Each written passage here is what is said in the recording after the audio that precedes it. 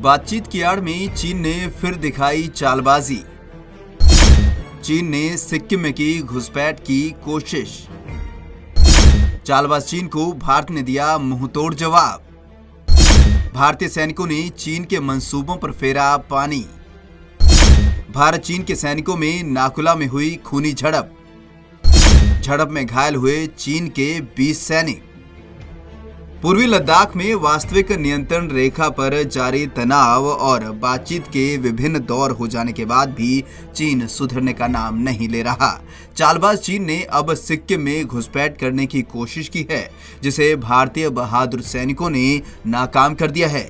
यही नहीं, भारत और चीन के सैनिकों के बीच खूनी झड़प भी हुई, जिसमें करीब 20 सैनिकों के घायल होने की खबर है। मीडिया रिपोर्ट्स के मुताबिक नॉर्थ सिक्किम के नाकुला सेक्टर में पिछले हफ्ते चीन की पीपुल्स लिबरेशन आर्मी ने वास्तविक नियंत्रण रेखा की यथास्थिति को बदलने की कोशिश की थी और भारतीय इलाके में घुसपैठ की फिराक में थे, जिसे भारतीय सेना के जवानों ने नाकाम कर दिया।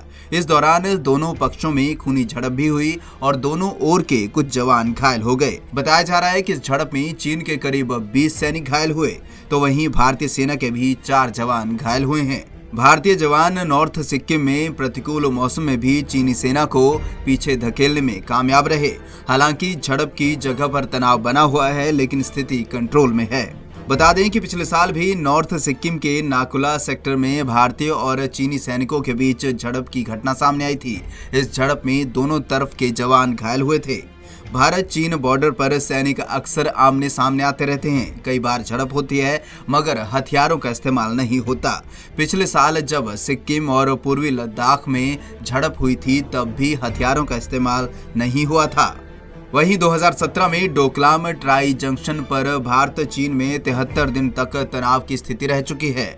उस वक्त भी तनाव इतना बढ़ गया था कि युद्ध के आसार जताए जाने लगे थे। इसके बाद 2020 में नाकुला दर्रे के पास तीखी झड़प हुई। उससे पहले लद्दाख में 5 मई 2020 को पेंगोंग झील के उत्तरी किनारे पर दोनों देशों के सैनिक आमने सामने आ चुके थे।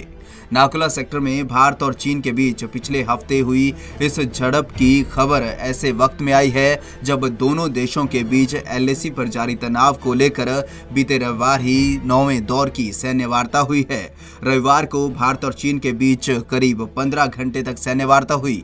इस दौरान भारत ने 2 टूक कहा कि चीन को मई से पहले वाली यथास्थिति पर आना ही होगा। Bureau report, Punjab Kesari TV, Chandigarh.